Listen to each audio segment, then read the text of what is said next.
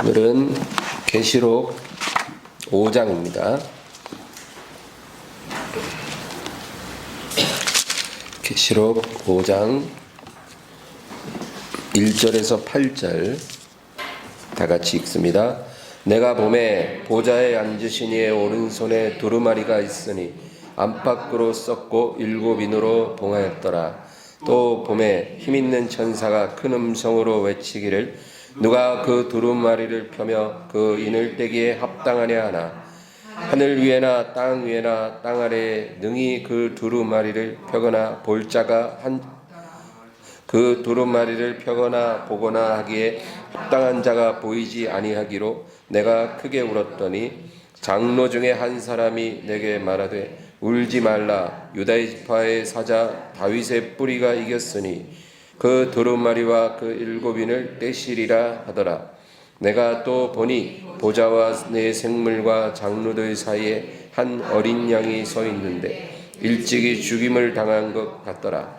그에게 7뿔과 7눈이 있으니 이 눈들은 온 땅에 보내심을 받은 하나님의 7 영이더라. 그 어린 양이 나와서 보좌에 앉으신 이의 오른손에서 두루마리를 취하시니라. 그 두루마리를 취하심에 내 생물과 24 장로들이 앞에 엎드려 각각 검은 거와 향이 가득한 금대접을 가졌으니 이 향은 성도의 기도드리라. 아멘. 할렐루야.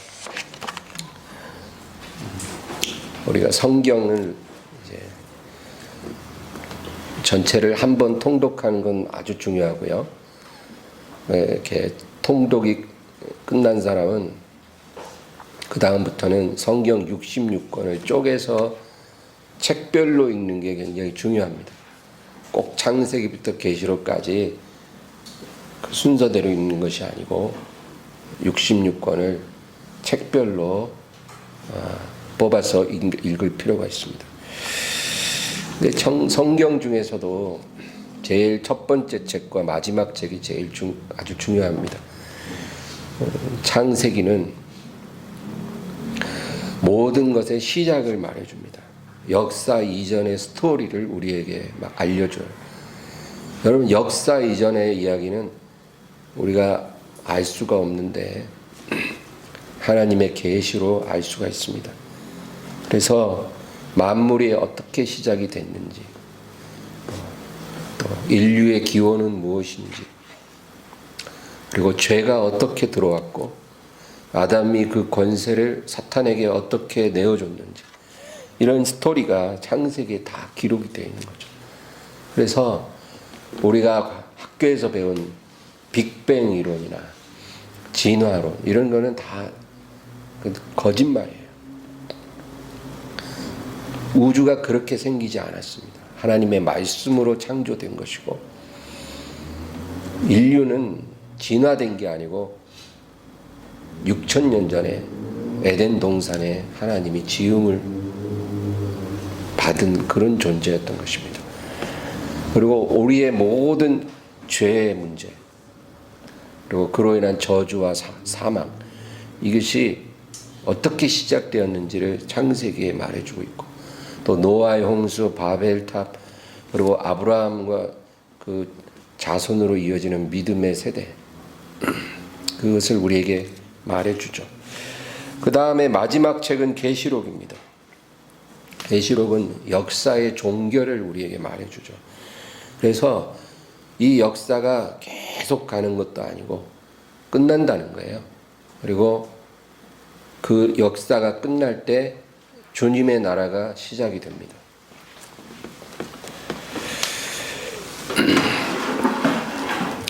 느부갓네살 왕이 꿈을 꿨는데 하루는 꿈에 큰 신상이 있어요. 근데 갑자기 사람의 손으로 말미암은 바위가 날아와가지고 그 신상을 쳐서 가루가 되게 해요. 근데 신상이 어디를 치냐면 발을 쳐요. 그래서 그 신상 전체가 다 부서지는 그런 꿈을 꿨죠. 여러분, 그 꿈이 무엇입니까? 그 뜨인 돌은 바로 예수님의 나라를 의미해요. 사람이 세운 나라가 아니라 하나님의 나라예요. 그 나라가 와서 세상 제국을 다 부셔버리는 거예요. 그런데 가장 마지막에 등장할 10발가락 제국을 그 뜨인돌이 와서 치는 거죠. 그래서 그 꿈대로 역사는 그렇게 끝이 날 것입니다. 그런데 이 계시록은 아직 일어나지 않은 일들이에요. 그래서 특별한 책입니다. 성경은 다 이미 일어난 일을 우리에게 말해주나 계시록만큼은 일어나지 않은 미래의 일을 우리에게 말해주기 때문에 아주 중요합니다. 지난 일보다 앞으로의 일이 중요하죠. 그래서 사람들이 이 계시록에 관심이 많은데 계시록을 대하는 사람들의 태도는 두 가지예요. 어떤 사람은 아예 계시록에 푹 빠져서 계시록만 읽는 사람이 있어요. 그리고 어떤 사람은 그건 너무 어렵고 무서우니까 아예 안 읽는 사람이 있어요. 그래서 성경을 몇 번 읽어도 계시록은 빼놓고 읽는 사람들이 많은 것입니다. 읽어도 이해가 안 되니까. 그러나 여러분, 아직 우리에게 일어나지 않은 미래의 일을 기록한 책이기 때문에 우리가 알아야 돼요. 그걸 피한다고 그 일이 안 일어나는 게 아니기 때문에 그걸 알아야 되고, 하나님이 그것을 우리에게 주신 것은 우리가 그 지식을 갖는 것이 목적이 아니고 주의 날에 우리가 깨어있는 자가 되고 벌거벗은 자가 되지 않도록 하기 위해서 그 책을 우리에게 주신 거예요. 그래서 계시록을 연구하고 주님의 날에 깨어있는 자가 되기를 주의 이름으로 축원합니다. 이 계시록의 구조는 1장은 서론이에요. 요한이 어떻게 이 계시를 받아서 기록했는지 그것에 대해서 말을 합니다. 그 다음에 2장과 3장은 우리가 잘 알죠. 7 교회에 주님이 편지를 보내는 거예요. 이 7 교회는 2000년간 이 땅에 세워졌던 모든 교회의 7 유형을 의미하는 거예요. 그래서 모든 교회는 다 이 7 유형에 속해요. 그리고 주의 재림이 일어날 때 이 땅에 이 7가지 유형의 교회가 있을 거라는 거죠. 그러니까 바로 지금이에요. 저는 이 시대가 주의 오시는 시대라고 믿어요. 그렇기 때문에 지금 존재하는 교회들은 다 이 7가지 교회 중 하나인 거예요. 내가 속한 교회가 어떤 교회일까? 2장과 3장을 읽으면서 우리가 한번 살펴보는 것도 좋은 일일 겁니다. 그리고 나서 4장과 5장은 천상의 모습을 보여줘요. 2장, 3장에선 교회에 대해서 이야기하고 그 다음에 4장과 5장엔 천상의 모습을 말해줍니다. 그래서 요한이 환상 중에 셋째 하늘에 올라가요. 여러분, 이 하늘은 세 종류가 있다고 그래요. 성경에서. 첫째 하늘은 이 창공입니다. 새들이 날아다니고 구름이 떠다니는 창공. 그게 첫째 하늘이에요. 우리 눈으로 볼 수 있어요. 둘째 하늘은 해와 달과 별이 있는 그 하늘이에요. 우리가 우주라고 말하는 바로 그것입니다. 그 다음에 셋째 하늘이 바로 하나님 보좌가 있는 곳이에요. 이 셋째 하늘이 있다고 분명히 말을 하는 거예요. 우리가 장차 그곳에 가게 될 것입니다. 그래서 사도 바울도 셋째 하늘에 올라가서 예수님을 만나서 계시를 받은 거예요. 그래서 예수님 생전에 부름받은 사도가 아니라도 사도 바울의 사도적 권위가 인정되는 것이 그가 셋째 하늘에 가서 사람이 말로 이룰 수 없는 말을 내가 들었다. 내가 그리스도의 비밀을 가진 자로다. 내가 몸 안에 있었는지 몸 밖에 있었는지 알지 못하나 주는 아시느니라. 자기가 정말 몸으로 셋째 하늘에 갔는지 아니면 영혼만 갔는지 구분이 안 될 만큼 아주 생생한 그런 영적 체험을 했다 그 얘기죠. 근데 이 요한도 반모섬에서 바로 이 셋째 하늘에 올라간 것입니다. 그리고 6장에서 18장까지 이제 본격적인 환란의 시나리오가 이제 나오는데, 성경에는 1260일이라는 표현이 나와요. 그게 바로 3년 반이에요. 또 한때, 두때, 반때라는 표현도 나와요.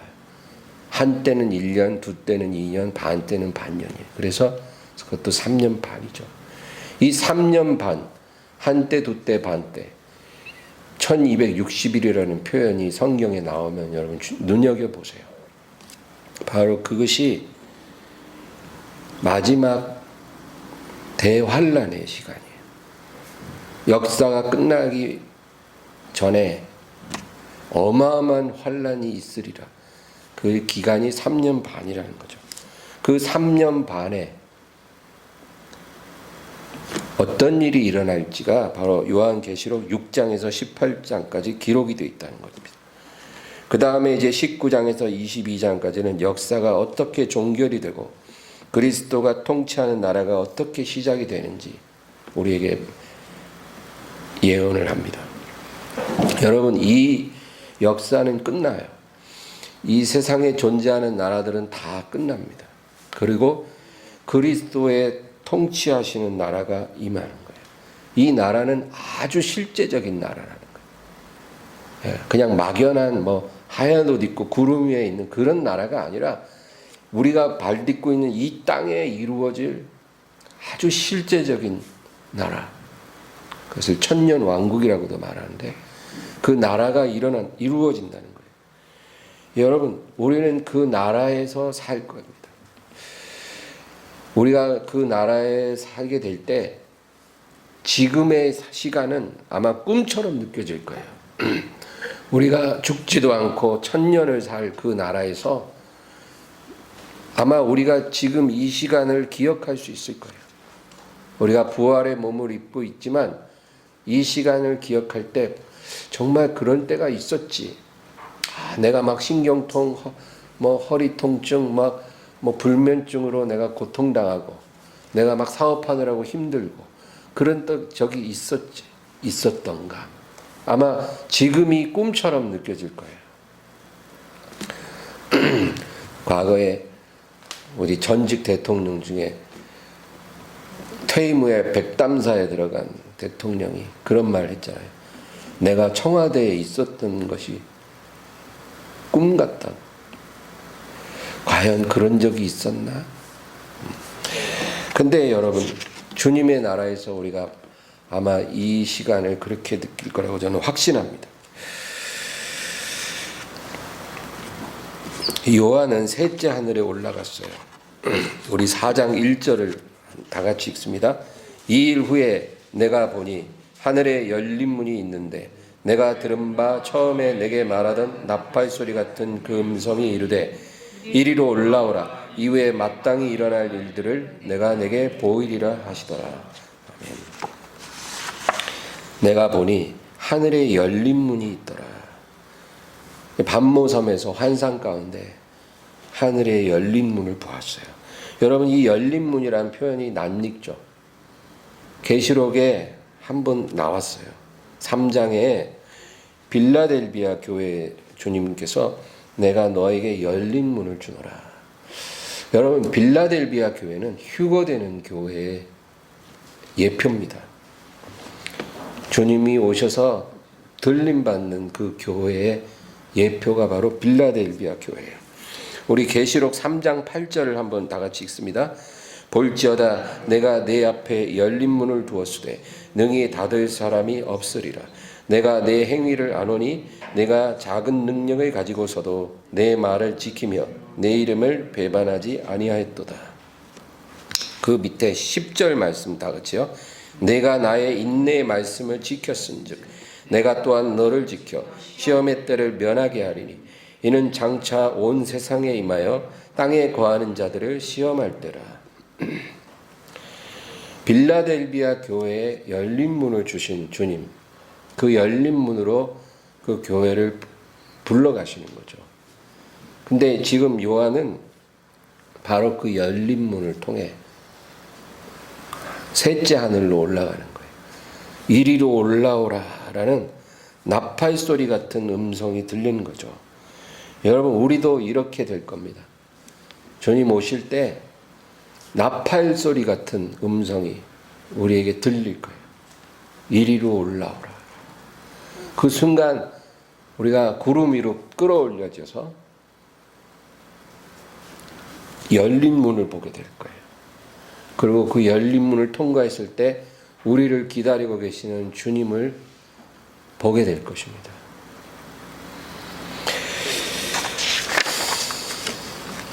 그래서 요한은 미리 가본 거예요.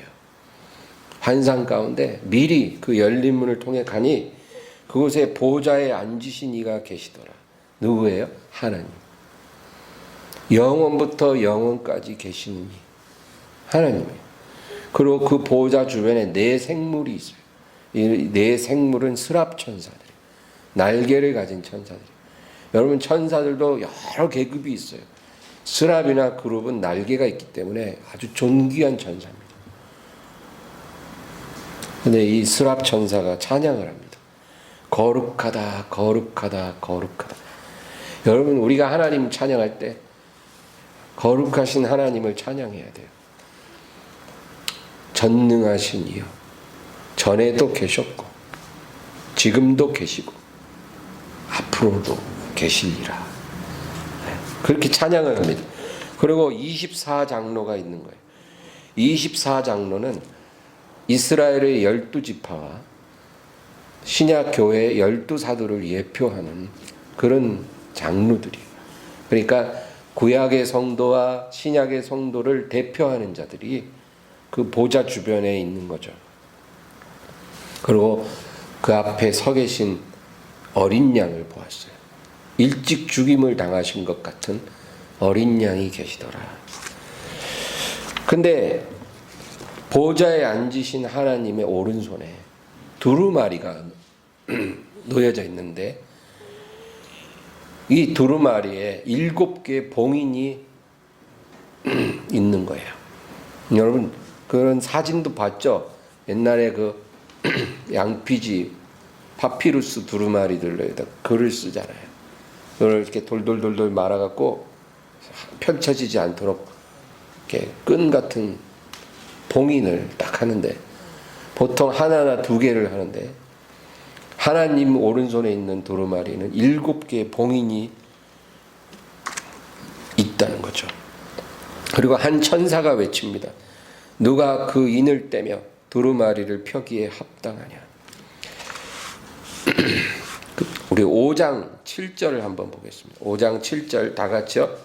그 어린 양이 나와서 보좌에 앉으신 이의 오른손에서 두루마리를 취하시니라.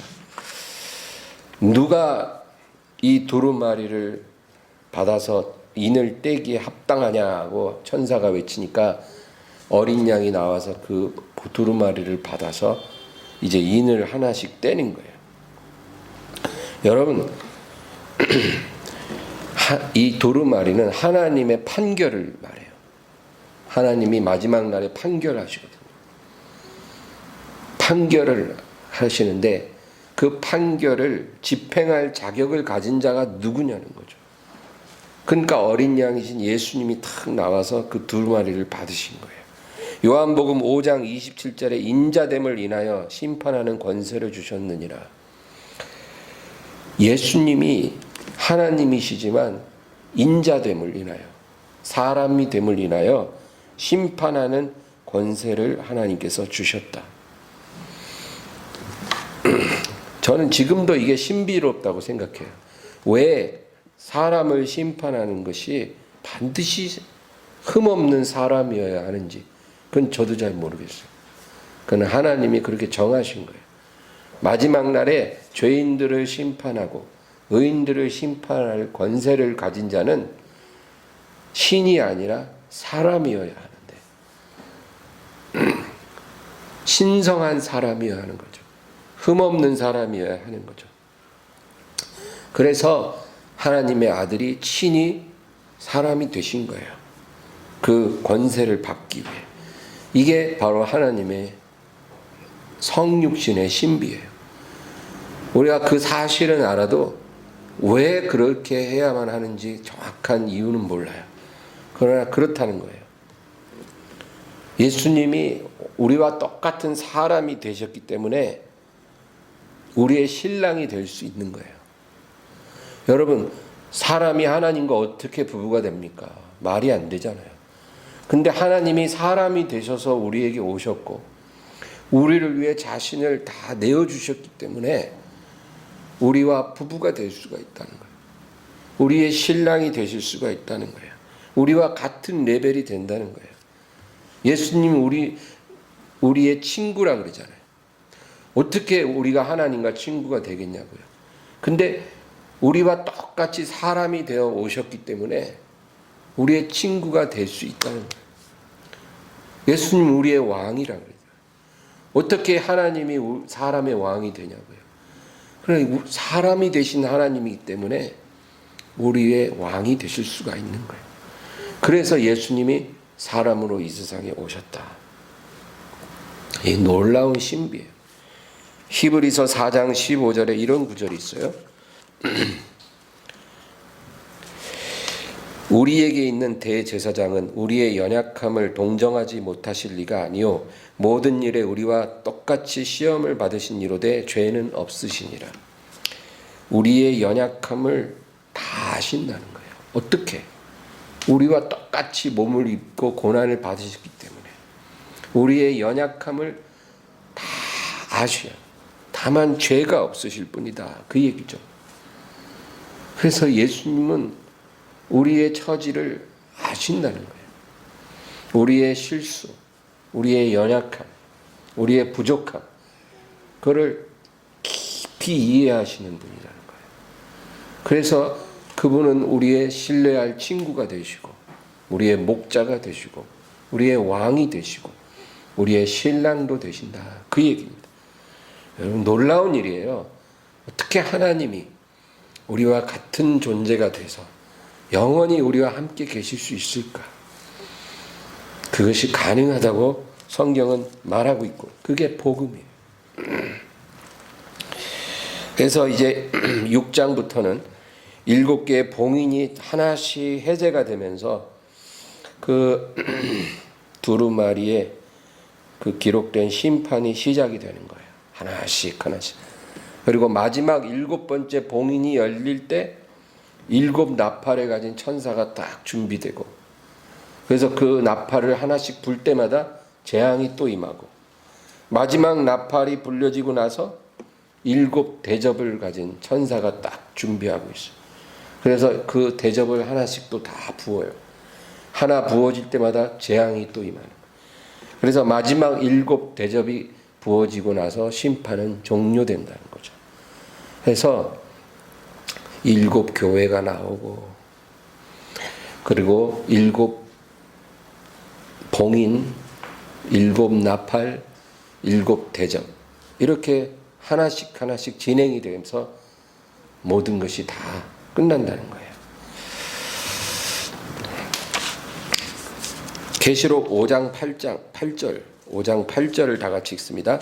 그 두루마리를 취하시매 내 생물과 24 장로들이 그 어린 양 앞에 엎드려 각각 검은 거와 향이 가득한 금 대접을 가졌으니 이 향은 성도의 기도들이라.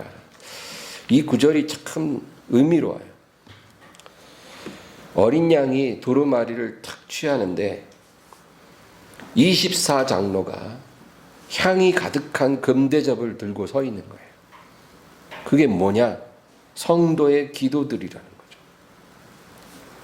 왜 이런 표현이 나올까요? 지금 어린 양 예수님이 두루마리를 하나씩 해제시키려고 하는데 그 심판이 시작되는 순간 24 장로들이 손에 금대접을 탁 가지고 있는데 향이 가득한, 향연이 막 오르고 있는, 그게 바로 성도의 기도들이라. 여러분, 이 기도는 어떤 기도일까요? 땅에 있는 성도들이 기도한 그 기도가 지금 심판이 시작되는 순간에 향연처럼 확 보좌에서 피어오르는 거예요. 그러니까 그 기도들이 이제 응답될 시간이 됐다 그 얘기죠. 여러분, 모든 게 다 때가 있잖아요. 그 기도들이 응답된다는 거예요. 그 이 기도들은 어떤 기도일까요? 그냥 문제 해결을 위한 기도, 뭐 건강을 위한 기도, 그런 기도일까요? 우리 아들 대학 가게 해주세요. 떼인 돈 받게 해주세요. 뭐 이런 기도일까요? 물론 우리가 그런 문제들을 하나님께 기도하는 건 잘못된 게 아니에요. 그런 기도를 해야죠. 그런데 사실은 우리 기도의 90%는 아마 그런 기도일 거예요. 뭐 해결해 달라고. 근데 지금 여기서 24장로가 들고 있는 금대접에서 피어오르는 기도는 그런 기도는 아니에요. 어떤 기도일까요? 주기도문 할 때 우리 하늘에 계신 우리 아버지 이름이 거룩히 여김을 받으시고 하나님 이름을 거룩하게 한다. 그 다음에 첫 번째로 나오는 기도 제목이 뭐예요? 나라가 임하시오며, 그렇죠? 뜻이 하늘에서 이루어진 것 같이 땅에서도 이루어지옵니다. 바로 그 기도예요. 예수님이 하나님의 이름을 높인 후에 첫 번째로 하라고 하는 기도가 바로 나라가 임하고 뜻이 이루어지옵소서. 그 기도하라고 했는데 우리는 그 기도는 별로 관심이 없어. 예. 그래서 그 기도 그냥 안 하고 그 다음에 일용할 양식 주시고 뭐 문제 해결해 달라고 그런 기도만 하는 거예요. 근데 지금 이 금대접에 담긴 기도들은 바로 나라가 임하는 기도, 뜻이 이루어지는 기도예요. 여러분, 우리 기도 이런 기도 해야 돼요. 하나님이 이런 기도하는 교회를 원하세요. 근데 우리가 나라를 위해 기도한다 그러면 그냥 교회가 부흥하게 해주시고 복음 잘 전하게 해달라고 이런 식으로 생각하는데 그런 차원을 넘어서 주의 날이 준비되게 하옵소서. 주님이 오실 날이 속히 이르도록 우리가 준비되게 하옵소서. 잠에서 깨어나게 하시고 우리가 일어나게 하옵시고 그리고 사탄과 하나님을 대적하는 죄인들이 다 심판받게 하옵소서. 하나님을 모욕하는 저 죄인들이 멸망하게 하옵소서. 우리가 그런 기도해야 된다니까요. 이 세상에 있는 이 죄악들을 보면서 그냥 아무 느낌이 없고 아유 내 코가 석잔데 이러면서 우리가 그렇게만 살아서는 안 된다는 거예요. 그런 죄악이 종결되고 속히 주님이 친히 다스리는 그 나라가 와서 우리가 그 나라에서 살게 해주소서. 정말 주의 영광 앞에 즐거워하고 주의 옷자락을 만지는 그런 날이 오게 하옵소서.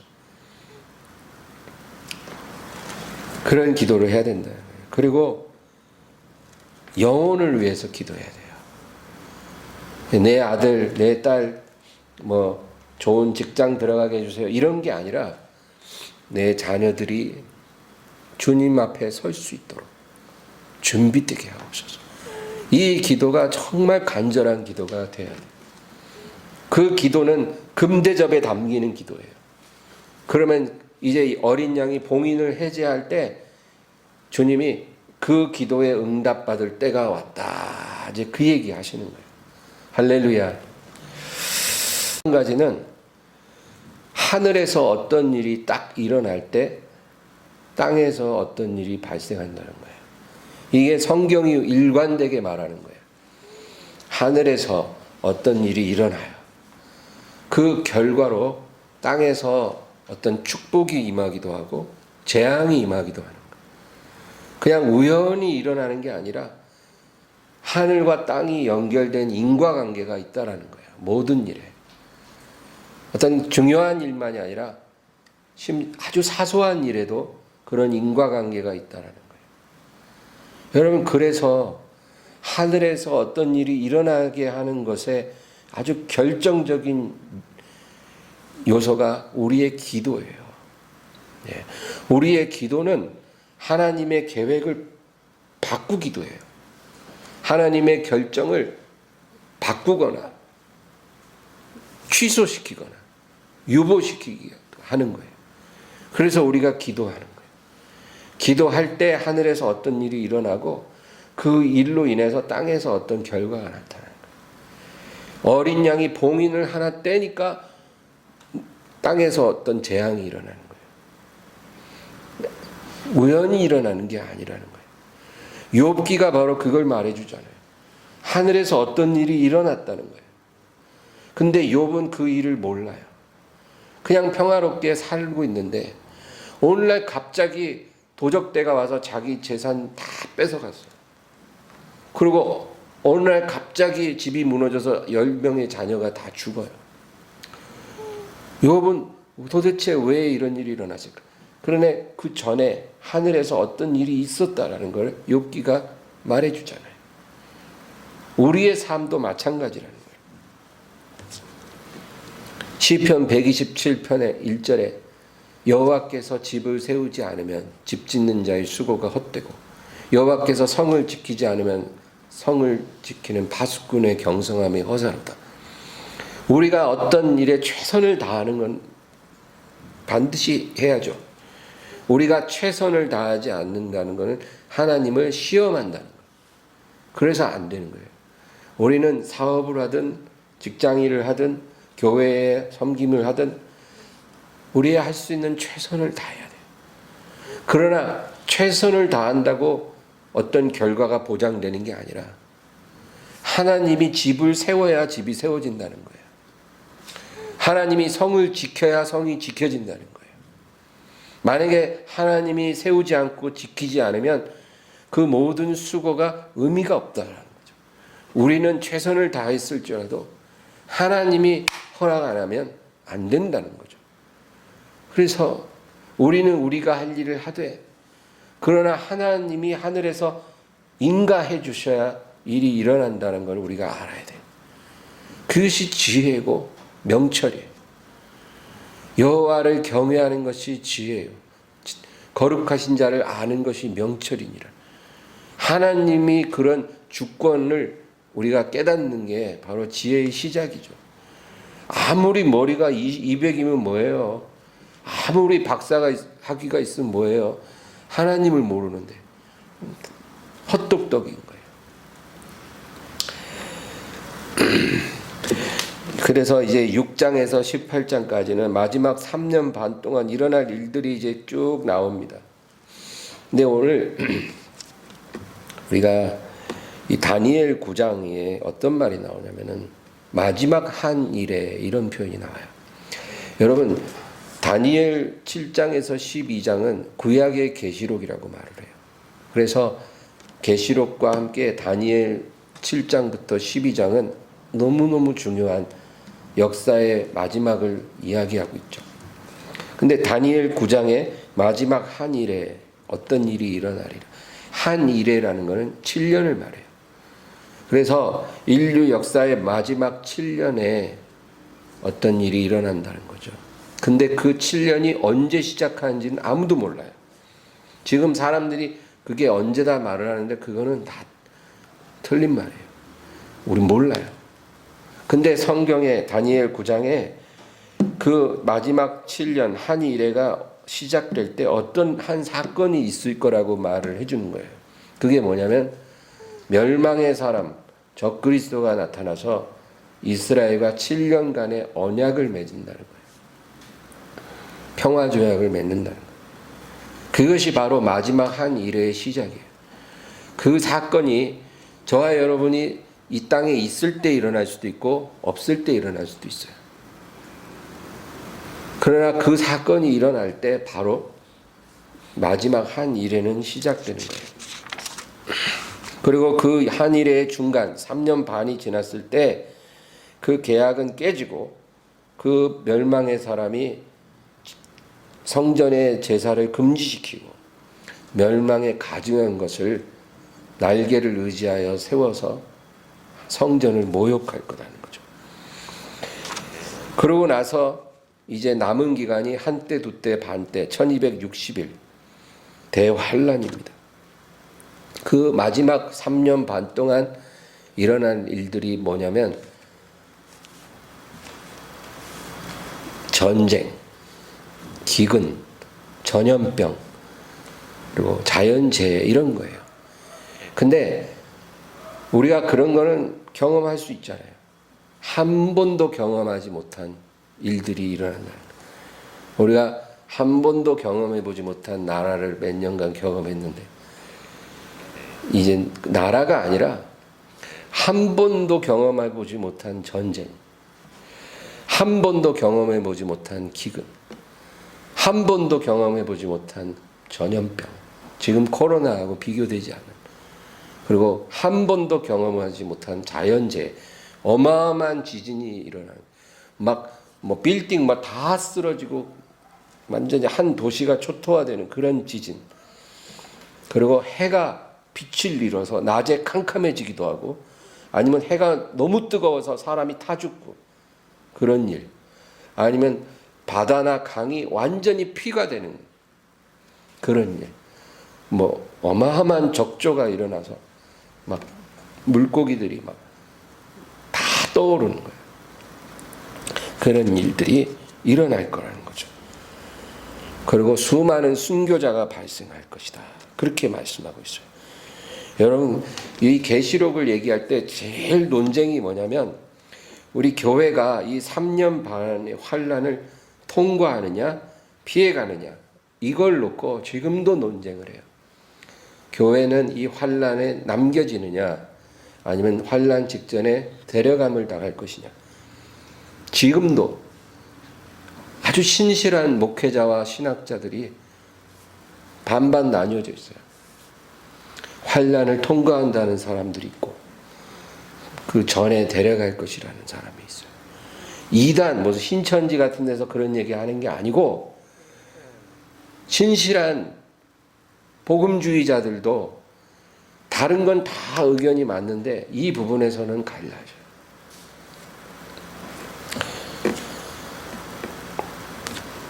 휴거라는 것은 계시록에 기록이 되지 않았어요. 계시록에 휴거라는 말이 안 나와요. 그러나 휴거는 있어요. 마태복음 24장에, 마가복음 21장, 13장, 누가복음 21장 이런 데는 예수님이 그 사건에 대해서 아주 정확하게 말씀하시고 경고하셨어요. 인자가 구름을 타고 능력과 큰 영광으로 오는 것을 보리라. 그가 천사들을 보내 땅 이 끝에서 저 끝까지 주의 백성을 끌어모아 공중으로 끌어올려 영광의 주를 보게 하리라. 이런 예수님 말씀이 마태복음 24장, 마가복음 13장, 누가복음 21장에 분명히 기록되어 있고 마태복음 25장에는 열처녀 비유가 바로 그 얘기를 하고 있어요. 근데 이 사건은 교회 단위, 가족 단위로 일어나는 게 아니라는 거예요. 부모가 예수를 잘 믿는다고 자식들까지 다 같이 불러가는 게 아니고 이거는 온전히 개인적인 일이 되고 갑자기 일어난다는 거예요. 그러니까 개인적으로 하나님 앞에 부름을 받아야 갈 수 있는 거예요.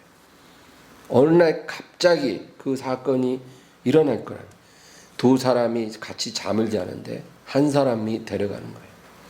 두 사람이 밭에서 일을 하는데 한 사람만 데려가는 거예요. 이런 일이 일어난다는 거죠.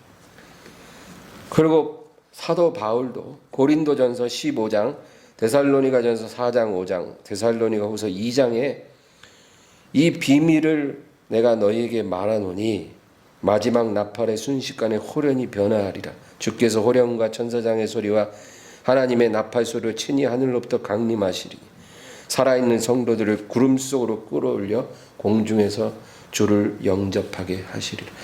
이렇게 명확하게 그 사건을 바울 사도도 우리에게 말해주고 있잖아요. 그래서 이 휴거라는 성도가 일순간 들어올려지는 이 사건은 분명히 일어나게 돼 있어요. 시한부 종말론자들이 언제 오신다 막 이래가지고 그것이 하나의 굉장한 무리가 일어나고 광신자들처럼 비춰졌으나 그렇게 잘못된 것이 있을지라도 휴거라는 사건이 부정되는 건 아니에요.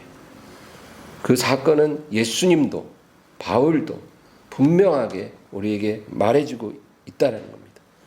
그런데 문제는 언제 그 사건이 일어나느냐를 놓고 첨예하게 의견이 나눠지는 거예요. 환난 직전에 7년 평화계약 조약 직전에 직후에 일어날 것이냐 아니면 7년 지나고 후 3년 반이 지난 후에 환난 끝에 그 사건이 일어날 것이죠. 지금도 의견이 나누어지고 있어요. 바울의 글에는 환난 전에 휴거가 일어날 거라고 말을 하고 있고 예수님 말씀은 환난 전뿐 아니라 환난 후에도 이 사건이 일어난다고 두 가지를 다 말씀하고 있기 때문이에요. 그래서 지금 이렇게 헷갈리는 거예요. 그런데 어느 한 가지가 옳다라고 선택할 필요는 없다라고 저는 생각합니다. 이 사건은 두 번 일어날 수 있어요. 첫 번째는 우리가 생각지 못할 때